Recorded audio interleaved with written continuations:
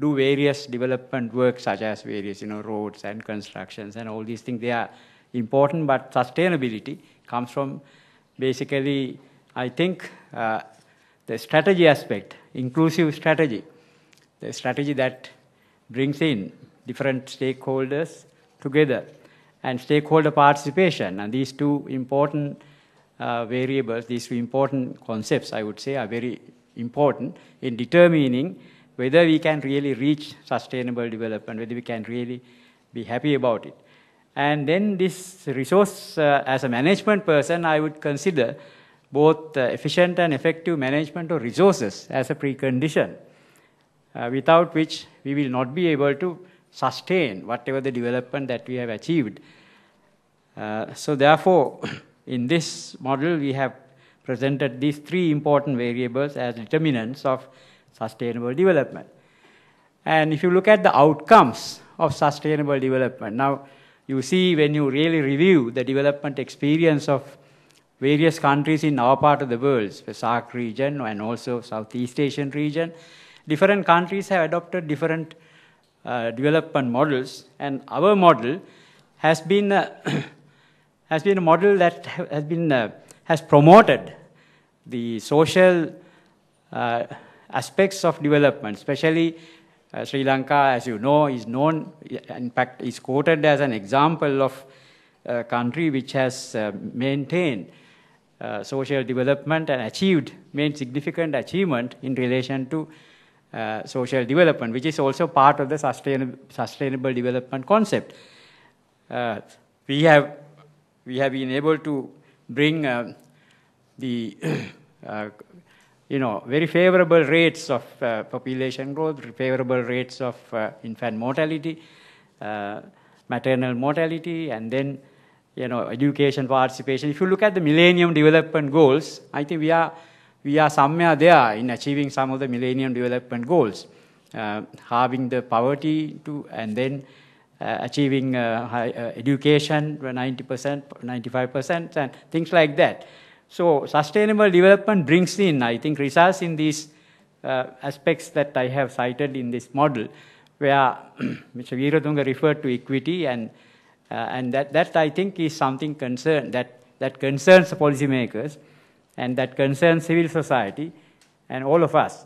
And then, of course, the green development. The development should always sustain the environment, and there is a very important interdependence between sustainable development and environment. In fact, environment is considered one cornerstones of the so-called triple bottom line that we have been speaking about. That environment is something that is non-negotiable in a way. We cannot make environment a subject of degradation, in the sense when the material development takes place, the environment should not be harmed. So green development is a very important aspect. Then I have cited food security. Again, it's a very important thing, because some of the countries in our region, if you look at their development experience, there has been a lot of effort to ensure food security. For example, if you take the closest neighbor, India, in terms of nutrition, milk food production, they have achieved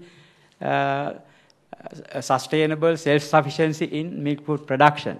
We seem to be having some problems in this area because we still import a lot of powder, spending some billions, but we have been able to achieve self-sufficiency in some staple food like our paddy, for example. So food security is very important, and it also ensures that available food is accessible to people. There can be situations food is available, but it's not accessible to some people. So, but food security, when we talk about, it makes that everyone can access food and people don't go hungry as a result. And gainful employment is another important variable, which we have been concerned. We participated recently in some exercise of formulating employment and human resource policy. Mr. Weerathunga came and gave us some guidelines, delivered the keynote address. And we find that still although unemployment overall has been brought down, significantly, but still we have some problems of employment among educated youth. So there are questions. My good friend Dr. Navaratna will talk about some of these things if you ask him, being Secretary of Higher Education. Whether we really, whether we produce people who can be gainfully employed. There is some debate about this. And then my other issue is, which is closer to my heart, is productivity. And productivity as a part of community life. I'm trying to promote the concept of community productivity. And we participated in a presidential task force on productivity improvement chaired by Mr. Veeratunga. And there are lots of aspects where I think Sri Lanka is lagging behind when you talk about sustainability of development. Has to ensure these things. Otherwise, I don't think it's a meaningful development that one would achieve. Let me also quickly run through some of these achievements of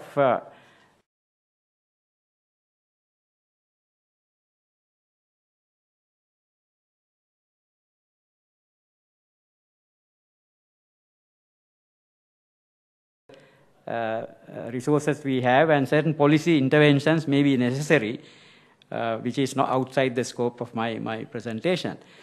Finally, I would like to talk about reconciliation as a social process. This concept has been discussed in many fora.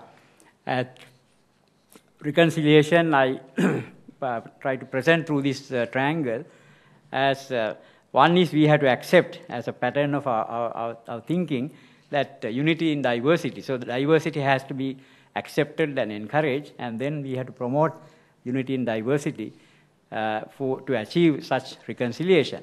So that certain values, sharing some values is important in the sense we being a country which promotes, there are the religions that we have in this country, main religions, and all promote harmony, interdependence, tolerance, and so on. So some of these values are very important in promoting reconciliation.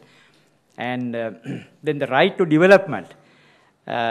Different people will think in terms of their future, what is there for us, and what is we have a right to develop our areas. So that thinking pattern that is there, and then under the overall guidance of the national level policy, people's right to development should be promoted. And present day, another important concept that we promote is social entrepreneurship. So this is where the civil society come into focus. Social entrepreneurship basically trying to transform small social units like villages and a group of villages through such participatory activities where people's effort is harnessed and contributed towards achieving such transformations at the village level.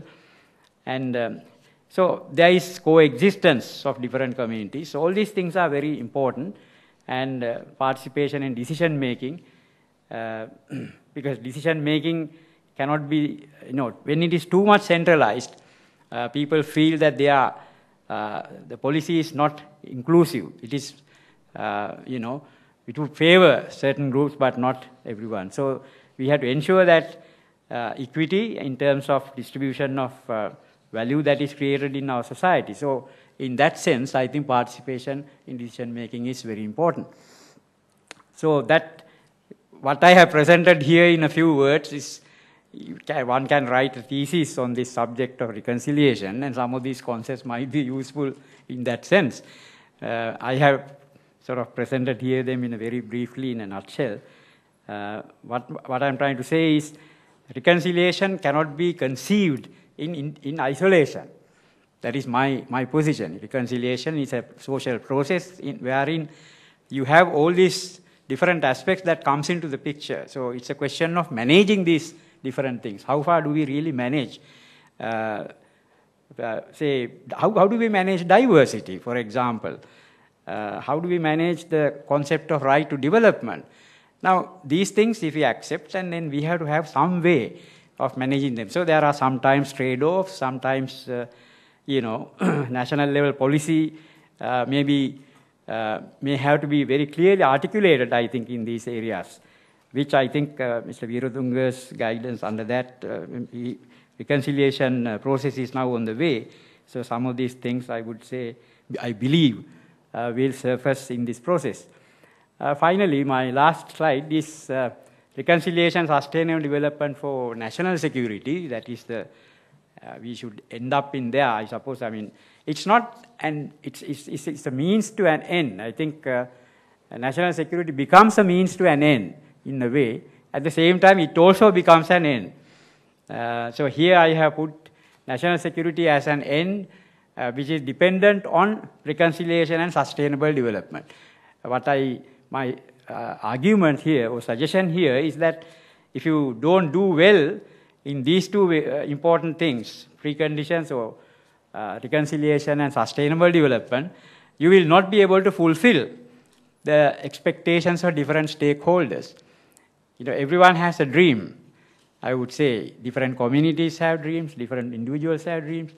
So these are things that people would like to one day accomplish somehow. So fulfillment of sustainable, these stakeholder expectations, they may conflict at times, but I think that is the normal form of when you talk about sustainable development and reconciliation. So security, national security, while we should do things that ensures it at the same time through a participatory process, it also is required, I think, community involvement. You gentlemen and ladies who are in the armed forces have been doing a very good job all this time. But I think we need to do more work in terms of getting the civil society involved. So that point, I think we should discuss and deliberate during the course of this program, seminar. So with those few points, I would like to end. My time is over. Thank you very much, sir, for giving me this opportunity. Wish you all the best. Thank you.